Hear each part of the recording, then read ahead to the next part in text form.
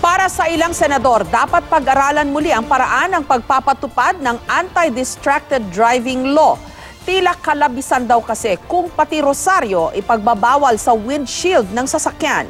Live mula sa Quezon City, may report si Dano Tingkungko. Dano?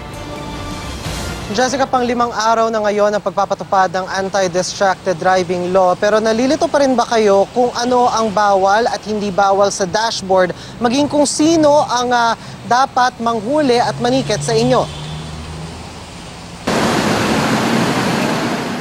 Kalabisan. Ito ang tingin ng ilang senador sa pagbabawal ng rosaryo at ibang mga nakaugalian ng ilagay sa sasakyan sa ilalim ng Republic Act 10913 o Anti-Distracted Driving Act. Tila nalusaw raw ang orihinal na intensyon ng batas na ipagbawal ang simpleng texting at driving habang nagmamaneho.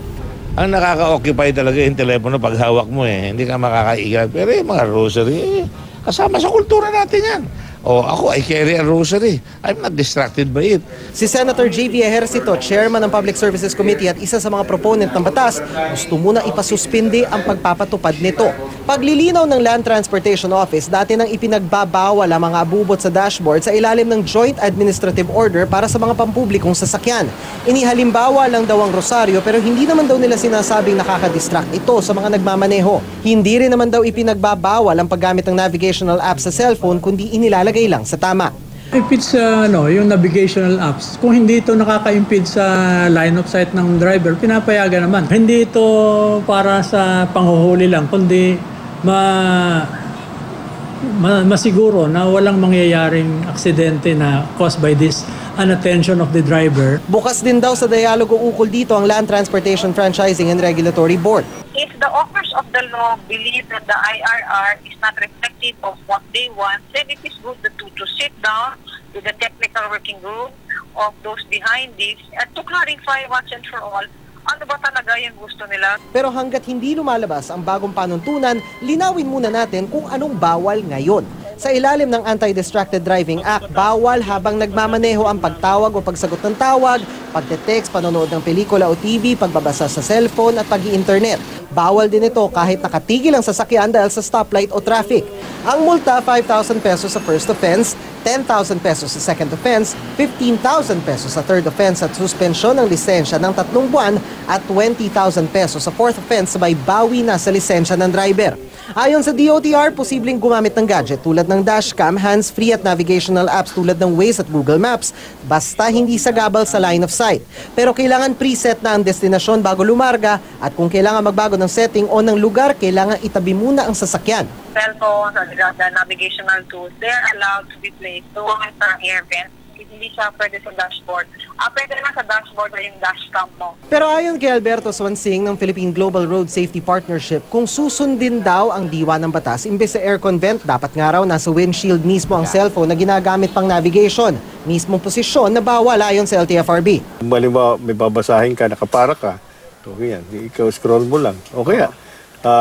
Saglit lang naman yun. Halimbawa, may nag-flash bigla.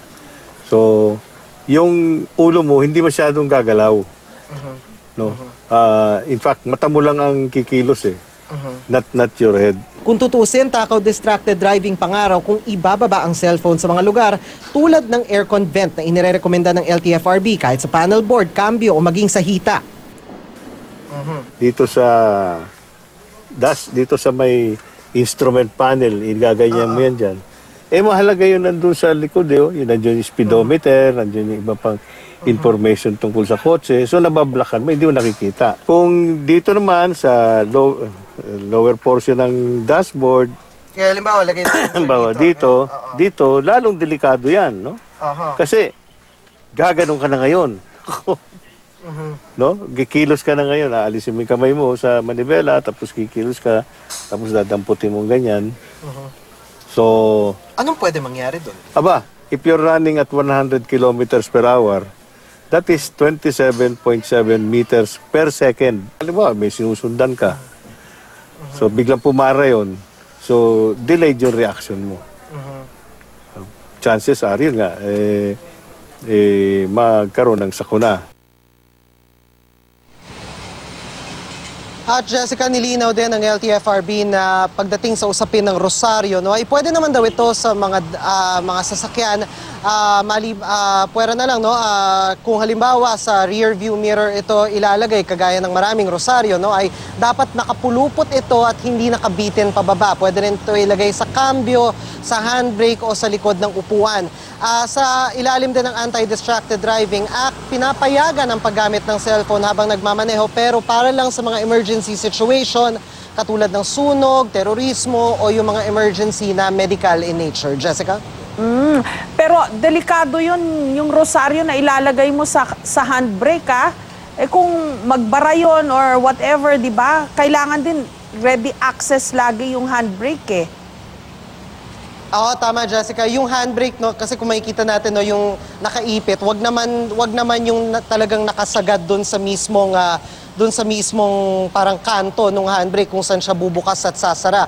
Pwede doon sa dulo, kung halimbawa doon sa cambio, kung meron naman yung parang leather or leatherette na covering doon sa cambio, eh pwede doon ilagay. Maliban na lang siguro kung automatic yung transmission ng sasakyan, eh, it may not be a good idea. So yung iba, eh pwedeng ilagay doon sa likod ng upuan. O pwede pa rin naman doon sa rear view mirror, kagaya ng nakaugalian ng marami sa atin, no? Wag lang yung nakabitin, yung Rosario, na kapag gumagalaw yung sasakyan, eh parang nagsisiso yung mismong crucifix. Dapat daw ipulupot ito dun sa rear view mirror para hindi raw makasagabal, Jessica. Okay, pero ang final word from the LTO, dapat yung gadget ay nandun sa aircon vent, di ba? So nandito sa medyo bababa ng tingin yung nagmamaneho para matignan niya. Kasi medyo mababa yung vent ng aircon, hindi siya line of sight.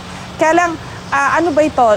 Binase ba nila sa expert opinion o expert knowledge? Kasi may mga eksperto sa driving, sa motoring, di ba? Na makapagsabi kung saan pinaka-safe itong mga gadget na to. Depende sa movement ng mata or katulad ng sinasabi ni Mr. Swansing. Sino ang nag-decide na dapat dun sa may aircon vent? Kasi may mga nagsasabi rin, delikado rin dyan, eh.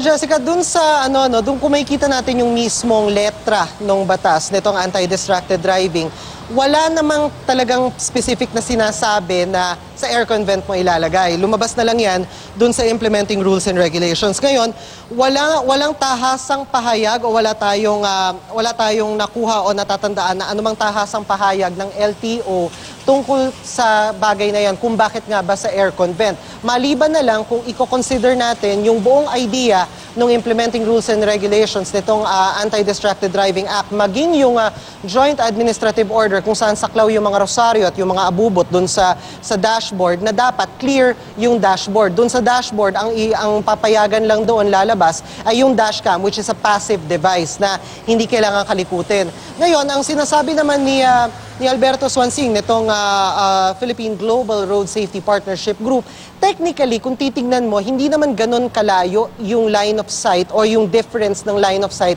kung ilalagay sa aircon vent o at least itatabi dun sa aircon vent yung cellphone na may navigational app, kasi yung kanyang recommended dun sa kabilang side. Halimbawa, kung manibela, dun sa may bandang kaliwa, malapit dun sa parang, if we can call it a beam nung sasakyan, na mas malapit dun sa line of sight. But that only works kung kaya ng iyong peripheral vision na bumaba nang hindi ka gumagalaw para makita mo yung cellphone mo dun sa aircon vent. If you have to bend, or halimbawa kung kailangan mong igalaw yung katawan mo or yung ulo mo, that could be a safety risk. So ngayon, tingnan natin sa mga susunod na araw, dahil lang sinabi naman ng LTFRB, bukas sila sa anumang posibleng suhestyon para mapaganda pa yung pagpapatupad ng batas na ito, Okay, Jessica. paano kaya sa mga jeep, no? Wala silang aircon, pero lahat naman ngayon may smartphone na. Yung mga jeepney driver, baka may smartphone dyan. Kailangan nila yung Waze. Paano yun? Saan nila ilalagay?